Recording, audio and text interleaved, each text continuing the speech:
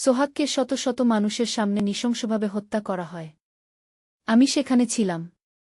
সবাই তার আর্তনাদ শুনেছে, কিন্তু আমরা সবাই নীরব ছিলাম।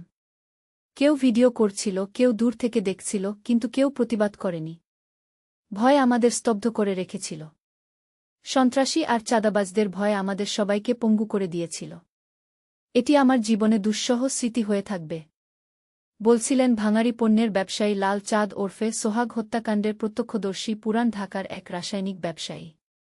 গত বুধবার সন্ত্রাসীরা চাঁদার টাকা না পেয়ে সোহাগকে তার ব্যবসা প্রতিষ্ঠান থেকে তুলে এনে মিটফোর্ড হাসপাতালের ৩ নম্বর ফটকের কাছে নিয়ে পিটিয়ে এবং ইটপাথর দিয়ে আঘাত করে নির্মমভাবে হত্যা করে।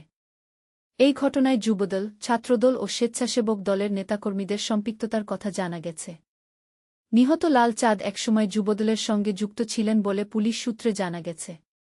নাম প্রকাশে অনিচ্ছুক পুরান ঢাকার ওই ব্যবসায়ী বলেন, এখন ভাবি, আমরা যদি সেদিন চুপ না থাকতাম, একসঙ্গে প্রতিবাদ করতাম, তাহলে হয়তো সোহাগ বেঁচে থাকতেন। কিন্তু আমরা ভয়ের কারণে আগাতে পারিনি। এ কথা মনে পড়লে অনুশোচনা হয়। আমরা চাই এমন নৃশংসতার পুনরাবৃত্তি না ঘটুক। চাঁদাবাজ আর সন্ত্রাসীদের যেন কঠোর থেকে কঠোরতম শাস্তি হয়। ৪ নম্বর রজনী বোস লেনে সোহানা মেটাল নামে দোকান আছে সোহাগের। ওই দোকানের পাশে দোকান আছে মোহাম্মদ আলী নামের এক ব্যবসায়ীর।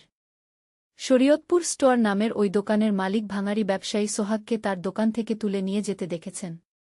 মোহাম্মদ আলী বলেন, সোহাগ মাঝেমধ্যে দোকানে আসতেন। গত বুধবার বিকেল ৫:৩০টার দিকে আমি দোকানে কাজ করছিলাম। এমন সময় দেখি ২-০ থেকে ২ জন যুবক ও তরুণ এসে সোহাগকে টেনে হিঁচড়ে নিয়ে যাচ্ছে। এ সময় আমিসহ অন্যান্য দোকানদার সোহাগকে নিয়ে যাওয়ার কারণ জানতে চাইলে তারা বলে, চুপ করে দোকানে বসে থাক, নইলে খবর আছে। এরপর তারা সোহাগকে চড়, থাপ্পড় ও কিলঘুষি দিয়ে টেনে হিঁচড়ে মিটফোর্ড হাসপাতালের গেটের সামনে নিয়ে যায়। ঘণ্টাখানেক পর শুনতে পাই সোহাগকে হত্যা করা হয়েছে। চাঁদা না দেওয়ায় হত্যা। নাম প্রকাশ না করার শর্তে পুরান ঢাকার তামা কাসার এক ব্যবসায়ী বলেন, সোহাগ কয়েক মাস আগে ওই এলাকায় দোকান ভাড়া নেন। প্রায় ৪ মাস ধরে মাহমুদুল হাসান, মহিন, ছোট মনির, আলমগীরসহ কয়েকজন সোহাগের কাছে প্রতি মাসে ৩ লাখ টাকা চাঁদা দাবি করেন।